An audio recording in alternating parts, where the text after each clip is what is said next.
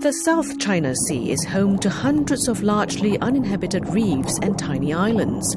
Just who controls the strategic body of water has been in contention for a long time.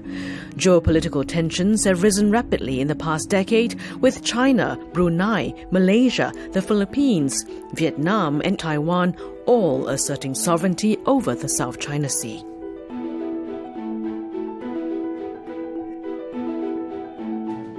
Up to a third of world maritime trade, worth over $3 trillion a year, passes through the contentious waters. And what lies beneath the sea is an important factor in the territorial dispute. Staggering reserves of untapped oil and natural gas, says the US. China's estimates are multiple times more. The South China Sea is also host to more than half of the fishing vessels in the world.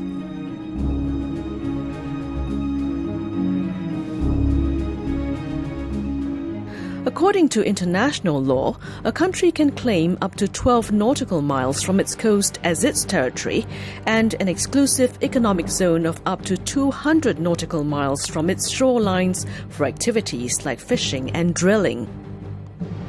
China claims it has de facto rights over 90% of the South China Sea based on a 9-dashed line that is etched on a 1947 official Chinese map.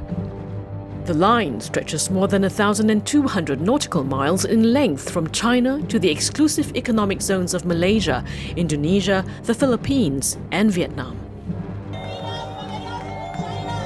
In 2016, an international tribunal ruled that China's 9-dash line and accompanying claims to historic rights have no validity under international law. China has rejected the ruling. Since 2014, China has embarked on land reclamation projects and built outposts, runways, hangars, and control towers on the islands and reefs there. Even though President Xi Jinping pledged in 2015 that China was not planning to militarize the islands.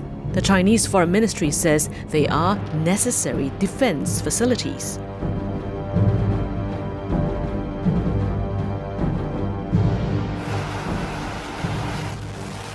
The US is a significant figure in the dispute, although it is not a party to the claims. It has been sending more warships into the region to defend what it calls the freedom of navigation and contest what it calls excessive maritime claims. Beijing has criticized such sailings and said they infringe on its sovereignty.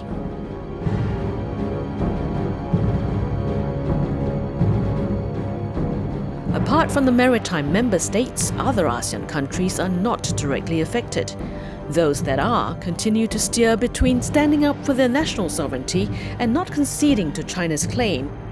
Over the years, there have been clashes between vessels from countries like the Philippines and Vietnam near disputed islands.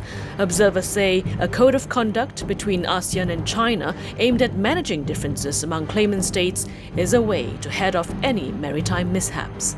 Until then, there are concerns that the encounters and the US Navy ship sailings could spark an unintended conflict in the contentious waters.